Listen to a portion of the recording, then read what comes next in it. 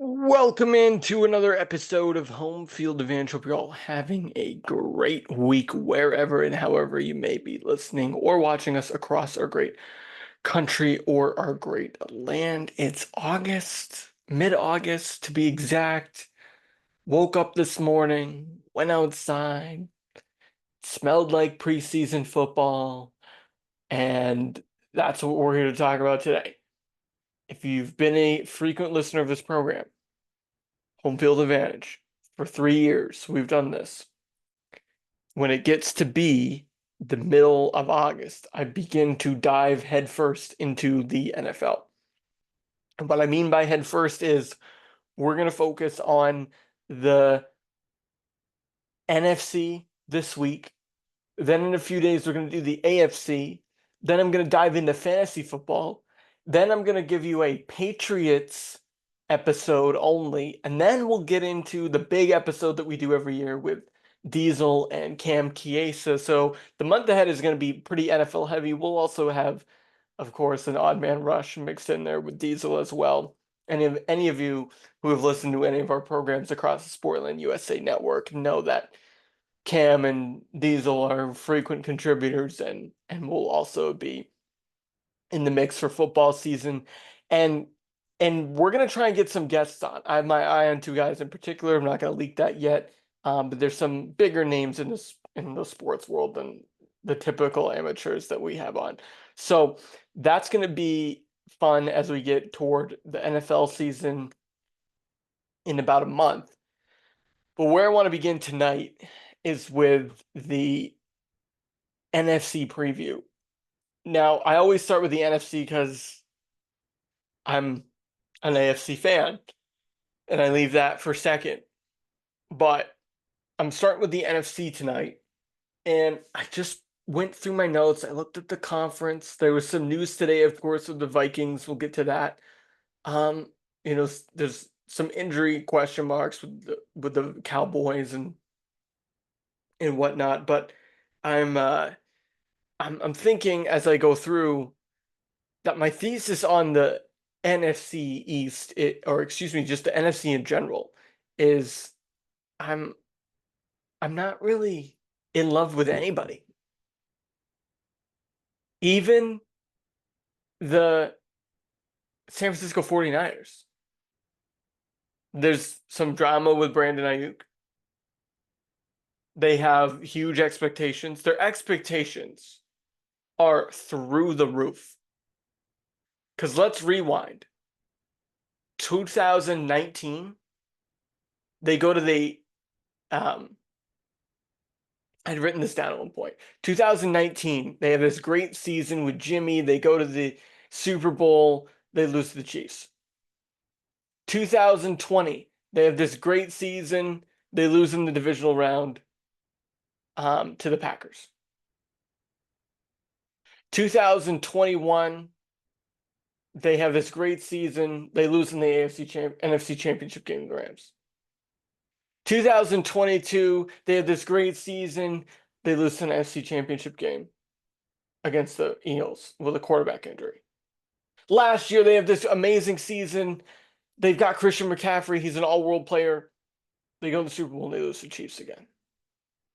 So in 2019, 2020, 2021, 2022, and 2023, 5 straight years, they had huge expectations going into the season, and they had a heartbreaking playoff loss every single one of those seasons.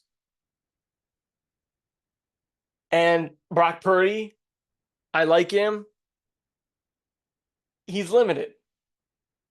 He does the job well. If you call him a game manager, to me, that's a compliment. If you're a quarterback, you're supposed to manage the game and not turn the ball over. But he's limited. They have a lot of offensive playmakers. George Kittle doesn't put up the numbers he used to put up. So I like San Francisco. Who else is in that conference? Right? I'm just going to start big and then we'll get small. Looking around, Dallas, there's an injury question mark with CeeDee Lamb. A lot of people think Washington will finish ahead of Dallas in that division. So it's not the Cowboys. The Lions, huge expectations on the Lions this year. First time in a long time they actually have a measuring stick for what that means. To them, that means get to the postseason. It means get to the postseason and get back to the title game. That's what that means if you're for the Detroit Lions this year. In the past, it's meant other things than it means now. Maybe it was win 9 games, maybe it was compete in the NFC North. Now they're expected to not just make the playoffs, but win playoff games. When was the last time Detroit had those expectations? Green Bay with Jordan Love, who I don't love. What are they going to be? Right? Are they going to be good enough to win a division with a weaker Minnesota? Because I promise you, Sam Darnold isn't going to win you more than 8 games at his absolute peak, unless somehow JJ McCarthy comes back from this meniscus tear that was reported today and shines in a rookie season. Now he'll get some dome games.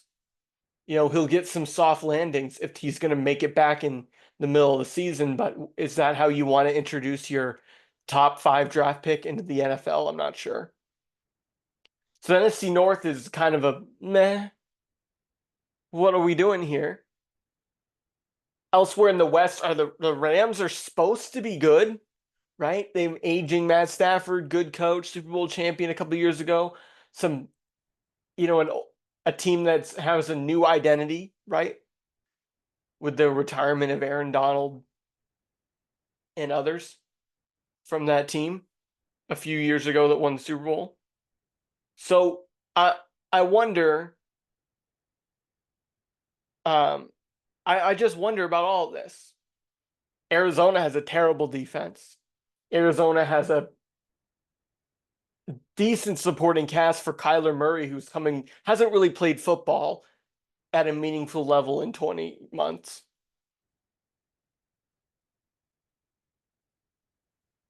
I mean, Seattle with a new coach and a quarterback that sucks that they paid. We haven't even talked about like the South, which I guess leads me to my major take of this preview episode about the NFC, which is the NFC South in recent years has been a laughingstock, right? A couple of years ago, you had Brady's last year in Tampa where they had a losing record and they won the division. They've sort of been a laughingstock there. I actually think the NFC South is the most interesting division in the entire conference, if not the entire league. Why do I say that? Well, Kirk Cousins emerges from the north, lands somewhere in Georgia, the home of peaches and Chick-fil-A. And his task is to resurrect a fan base and a franchise that is broken. The Atlanta Falcons are a broken franchise. They are a laughingstock and a joke. The New England Patriots, we broke them in 2017. They've been a joke of a team since then. The Falcons have a decent team. That's an interesting scenario.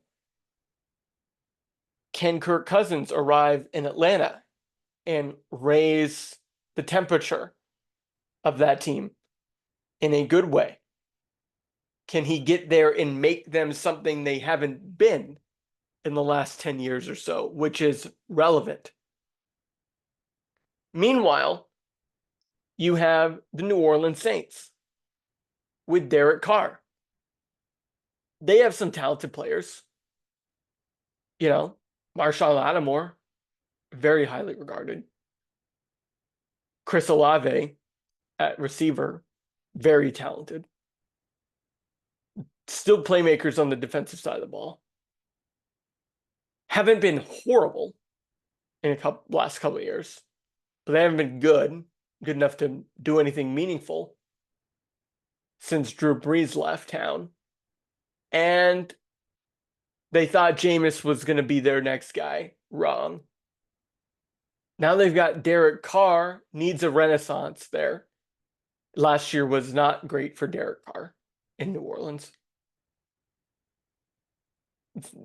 They have potential in a division that is bad. Then you have the Tampa Bay Buccaneers, who, as I've said many times, have rebuilded post Tom Brady quicker than the Patriots. The Buccaneers have some names left over from that Super Bowl championship team, but they also won their division last year, and nobody really thought they were that good. Baker Mayfield arrived on premises and helped make that happen. They rewarded him by bringing him back. He is leading that offense and that team. Very likely that they could win the division as well.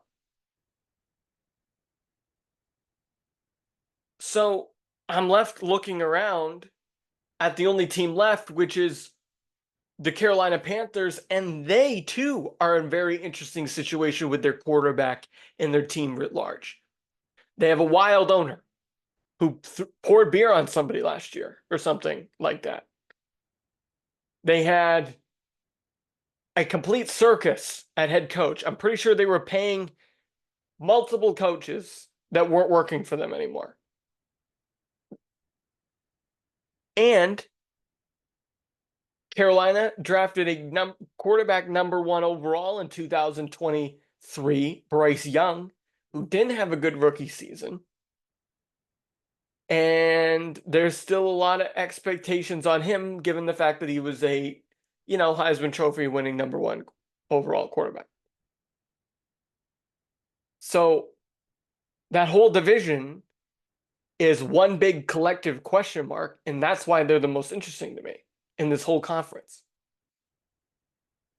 Because the rest of the divisions, we kind of know what to expect there, right? In the North, the Bears are rebuilding. It's the Caleb Williams future situation. We know Green Bay is trying to move forward with Love. They just paid him a boatload of money. We know that Minnesota wanted to develop J.J. McCarthy. He's hurt. We know that the Detroit Lions are expected to perform in the playoffs. We know about the North. In the West, we know that Kyler's coming back from an injury in Arizona. We know that Matt Stafford and the Rams and their veteran group there are trying to rekindle some magic and be a competitor in the NFC again. We know that the San Francisco 49ers have a Super Bowl or bust attitude. We know that the Seattle Seahawks are in the midst of a rebuild here, post Russ and post Pete Carroll. And then in the East, we know that Daniel Jones isn't very good and that the Giants are sort of relying on draft picks to build around them after they paid Jones, and they have some defensive players. They got Malik Neighbors and high in the draft, and the Giants are just trying to be relevant again. We understand where they're at. We understand that Philly has a chip on their shoulder. We understand that Washington is going to try and develop Jaden Daniels to be their future. And lastly, we know Dallas. We know Dallas is in a situation where Mike McCarthy's on the hot seat. So we know a lot about the rest of the NFC. What I don't have a read on is the NFC South. I don't think Carolina is going to be very good.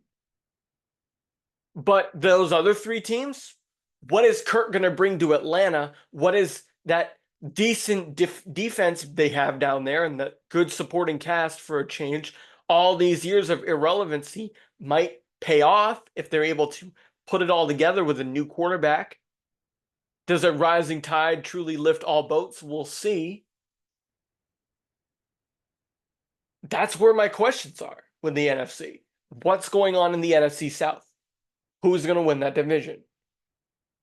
Who is going to host a playoff game in early January for the NFC South? This is the yearly thing.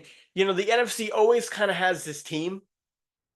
For many years, it was whoever won the West with a bad record.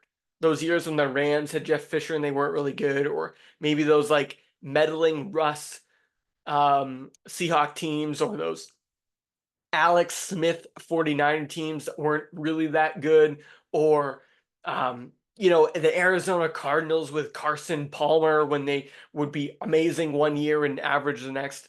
Like that whole era, say 2008 to 2014, it was sort of the West. And then we went to where it was sort of from 2014 to 2019, 20, it was sort of, well, whoever wins the NFC East is going to be somebody new every year, and they're probably not going to be very good. And they're going to be that 4 seed hosting a playoff game. And now since then it's been the NFC South. Even with Brady and Breeze in the same division, we sort of had a break from that for a couple of years. But since then, it's sort of been who's going to suck and find their way out of the NFC South. And that's sort of where we're headed again. But if you told me that the Buccaneers are going to be 10-7 with Baker and they're going to eat up on the rest of those teams in the NFC South, I wouldn't disagree with you. If you told me that the New Orleans Saints, with their talented defense and their playmakers like Alvin Kamara, who you still can't sleep on, and Chris Olave, that they were going to carve defenses with an easy schedule. And Derek Carr was sort of going to find some, Matt Stafford-like rebirth in a new place. Sure, I can be told to believe that. If you told me that a young Atlanta Falcons team with Kirk Cousins was going to, sort of shapeshift and become the 2021 Vikings or 2022 Vikings or whatever it was, where they win a bunch of close games and suddenly they have a, 11-6 record, I wouldn't, rule that out. And hell, if you told me that the Bryce Young experience in Carolina was going to result in them, finishing 6-11 instead of 2-15, and they play spoiler, I could be talked into that too. And so the NFC South is going to be the catalyst for the whole conference, that division. It will. It will be the catalyst for the whole division. Because if they're bad and all the teams are bad, then it's going to force a good team that finishes second, whether it be the Rams or Dallas or Minnesota or Green Bay or Detroit. It's going to force them to go on the road like it has in recent years. But conversely, if that team that wins the NFC South beats up on the rest of the division and they're really not that good, and you have someone who pulls away from the pack, and they're able to be the 2 seed with, say, 12-5 record. Now you've pushed some other teams further down, and now that wild card race, if the rest of the NFC South is bad, now that NFC wild card race is now interesting because it might open the door for somebody like Washington or possibly a third team from the North or a third team from the West. So that's where I'm at with the NFC. There's no clear-cut team, maybe outside of San Francisco, that you can, in Philadelphia possibly, that you can expect to really win more than 10 games and comfortably say so. Who can you comfortably say in the NFC is going to win more than 10 games besides the 49ers? I don't have an answer for that. And a lot of the reason why is the South. Because if the South is bad and teams beat up on them, including themselves, then again, it's going to make the rest of the conference look better. And that's going to change the way we perceive the playoff picture late into November and December. They're going to be the catalyst for the whole conference. If they're good, meaning one team or two teams are good, then that puts a wrench in the wild card race because suddenly only 7 teams are making the playoffs and you have only one team getting a bye. And who is going to be left out? There's 16 teams, only 7 are making the playoffs. That's 9 teams in the conference are going to be left out. Chances are there's not going to be too big of a difference between the 5 seed and the 11 seed by record. So that's where I'm at with the NFC. If you told me right now, Will, predict who's going to make the Super Bowl from the NFC, I'd probably have it down to 3 teams. I'd probably say the Lions, which is crazy that I'm even saying that. The Lions, the 49ers, of course, and probably Philadelphia. But again, I don't have any crystal ball on this conference. And next week, when we talk about the AFC, the teams are, I think, better in the AFC. I think there's more teams that you can identify and say, this team is going to be a division winner / conference contender. Kansas City, Cincinnati with a healthy Burrow. Buffalo, I think you can't discount them. We'll get into that next week. It's a little more clear cut of who's good, who's not good, and there's less in the middle. You could argue there's more in the middle, and that's what makes more teams good, but it depends how you define quote-unquote good in the NFL. To me, good in the NFL is by Thanksgiving, you're in the hunt. Then you've had a decent season. If you're like the Patriots last year and you're like 2-9 or whatever it was, obviously not good. So we'll talk about the Patriots. We'll talk about the rest of the AFC next week. In the meantime, we'll see if there's going to be any additional stories that break that make this a moot point, right? We don't know. But I have a feeling that there's more to be written in the NFL story before we kick off on, September 5th, September 12th? Pretty sure it's a month from today. I feel like it's the 12th. I could be wrong.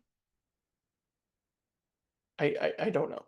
I don't know, but it doesn't matter. We don't have much time, right? So this is why I'm starting the predictions ahead of time. And I hope you tune in next week when we talk about the AFC. As always, you can follow us online at Homefield Pod on Instagram and Twitter. You can subscribe wherever you get your podcasts. But that's going to do it for this edition of Homefield Advantage. As I said, we'll be back to do the AFC and the rest of the NFL previews. Plus, we'll be with Kyle to do Odd Man Rush later this month. So all of that is still ahead. As always, thanks again for listening to Homefield Advantage. My name is Will Highland. Thank you again.